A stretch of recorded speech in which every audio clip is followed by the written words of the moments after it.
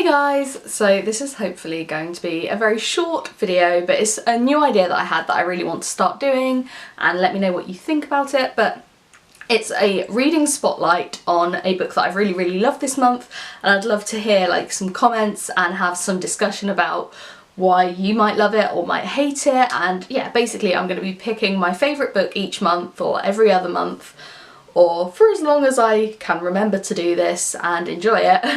And yeah, basically discussing why I loved it, what I didn't like about it, and yeah, kind of things like that. So the book this month is The Kite Runner by Khaled Hosseini, Khaled. I wanted to read this when I was at school, and somebody, I think the librarian, said don't read it now, wait until you're an adult. And I'm really glad I waited. So before you watch this, I am going to massively spoiler it because I want to talk about all my impressions for different things that happen throughout the book. So if you haven't read it and you don't want to be spoiled, go and watch a different video. So The Kite Runner is about two best friends called Amir and Hassan. They're 12-year-old boys living in Afghanistan, and they both love flying kites, and there's a big kite tournament that they enter together. Amir wins it, and he's really happy. It's the first time he's ever felt as though his father loves him and supports him and appreciates him. And at the end of it, Hassan goes missing, and when Amir tries to find him, he sees Hassan basically beaten and then raped by some boys that go to their school or live in their village. And Hassan just stands there and watches it and doesn't attempt to stop it in any way. He doesn't go and get help, he doesn't tell anybody. And it's something that you can understand because he is a fairly young boy. He understands what's going on and that it's bad and that it's going to ruin Hassan's life, but he's also frightened himself that the boys would do something to him.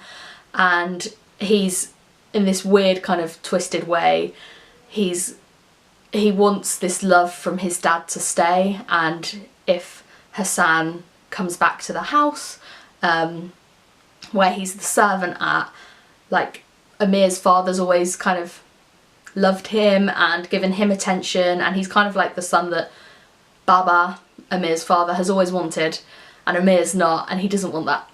When he wins the kite tournament, it starts to change and he doesn't want it to change back. So basically he ends up not telling anybody, and he's guilty. He doesn't know that Hassan's seen him, but he has. He's terrified that somebody's going to find out that he watched it and did nothing, and that his baba's going to be disappointed in him, and he ends up forcing Hassan and his father away from the house. He accuses Hassan of stealing, and ultimately him and his baba move to America, and he eventually learns to regret it. And it's a completely moving story about kind of the difference between right and wrong and where the boundaries lie and the grey areas, and how living with things that you can't live with. So eventually Amir goes back to Afghanistan and wants to see Hassan and wants to make it right, and he finds out that everybody knew that this had happened and that he'd seen it. And when he goes to see Hassan, Hassan's been killed by the Taliban for being of a different caste to the Taliban, of a kind of like lower social caste. And it's just heartbreaking, the moment when Amir realises that he can't rectify this problem.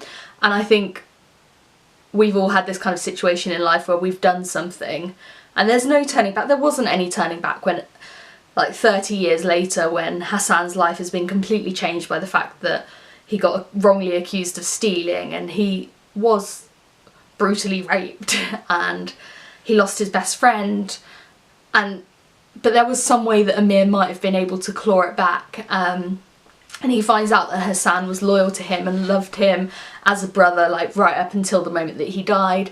And it's just absolutely heartbreaking to think about all the things that you've done to kind of screw people over for your own gain. And we've all done it. It's not something that I think Amir is the only person that as a kid has done something wrong, or even as an adult has done something wrong that they regret. But it was just the whole never being able to get it back and never being able to yeah, you can't take something like that back. And even if he, in a way, it was good that Hassan wasn't alive, because if he had seen Hassan, it wouldn't have made up for it anyway. And I just, yeah, I found it very emotional the whole way through. I don't know if I cried, but it was just intense. I thought the language was amazing. It spoke all about what it was like to be an immigrant in America, and how Amir tried to force his Baba to kind of make himself less visible.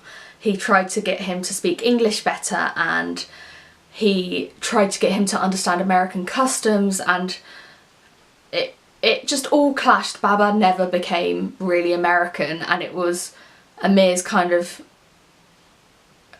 shame that Baba let him down. Baba physically shrinks. He gets, I can't remember exactly what it is, but he gets some kind of cancer, I think, and he can't eat and he can't sleep, and he becomes less of a man than he was in Amir's eyes. But whilst he's doing that, he becomes more